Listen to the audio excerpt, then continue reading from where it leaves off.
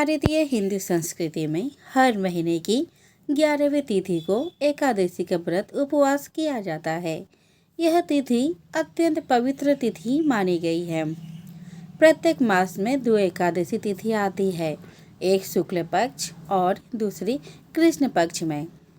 जो भक्त एकादशी का व्रत पूरे विधि विधान से करता है, उसकी समस्त मनोकामनाएं श्री हरि विष्णु शीघ्र ही पूरी करते हैं। आज हम आपके लिए लेकर आए हैं पौष पुत्रदा एकादशी की पौराणिक कथा।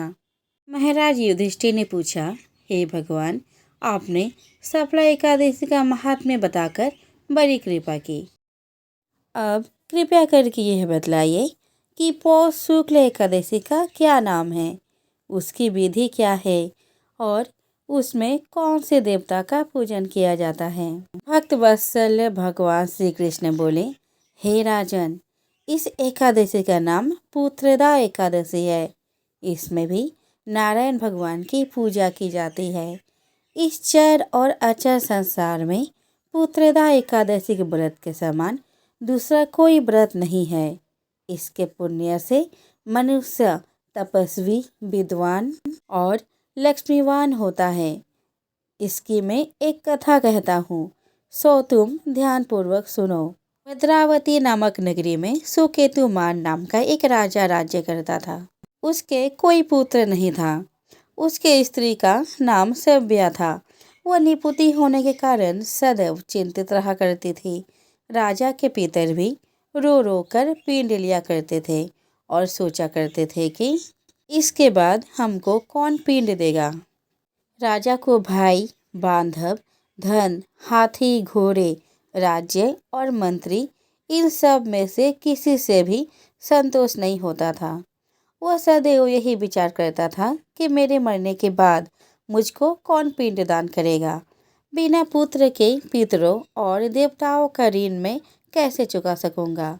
जिस घर में पुत्र न हो, उस घर में सदैव अंधेरा ही रहता है। इसलिए पुत्र उत्पत्ति के लिए प्रयत्न करना चाहिए। जिस मनुष्य ने पुत्र का मुख देखा है, वो धन्य है। उसको इस लोक में यश और परलोक में शांति मिलती है, अर्थात उसके दोनों लोक सुधर जाते हैं। पूर्व जन्म के कर्म से ही इस जन्म में पुत्र, धन आदि प्राप्त होती है। राजा इसी प्रकार रात दिन चिंता में लगा रहता था। एक समय तो राजा ने अपने शरीर को त्याग देने का निश्चय किया, परंतु आत्मघात को महान पाप समझकर उसने ऐसा नहीं किया। एक दिन राजा ऐसा ही विचार करता हुआ अपने घोड़े पर चढ़कर वन को चल दिया तथा पक्षियों और वृक्षों को देखने लगा।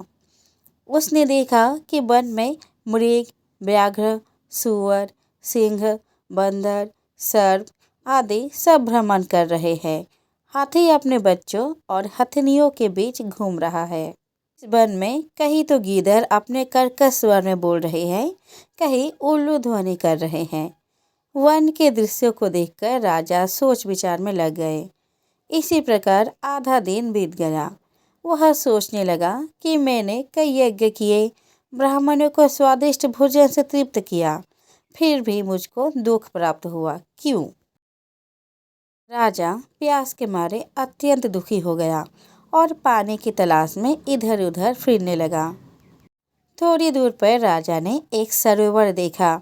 उस सरोवर में कमल खिले थे तथा सारस, हंस, मगरमच्छ आदि विहर कर रहे थे।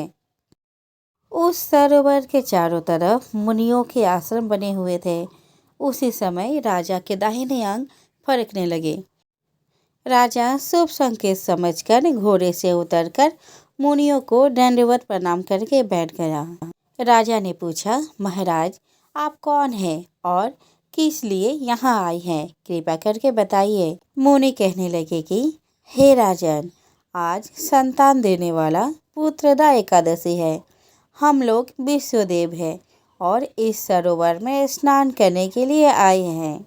यह सुनकर राजा कहने लगा कि महाराज, मेरे भी कोई संतान नहीं है। यदि आप मुझ पर प्रसन्न हैं तो एक पुत्र का वरदान दीजिए।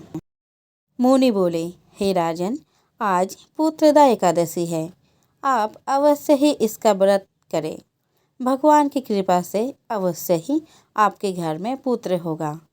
मुनि के वचनों को सुनकर राजा ने उसी दिन एकादशी का व्रत किया और द्वादशी को उसका पारण किया। इसके पश्चात मुनियों को प्रणाम करके महल में वापस आ गया।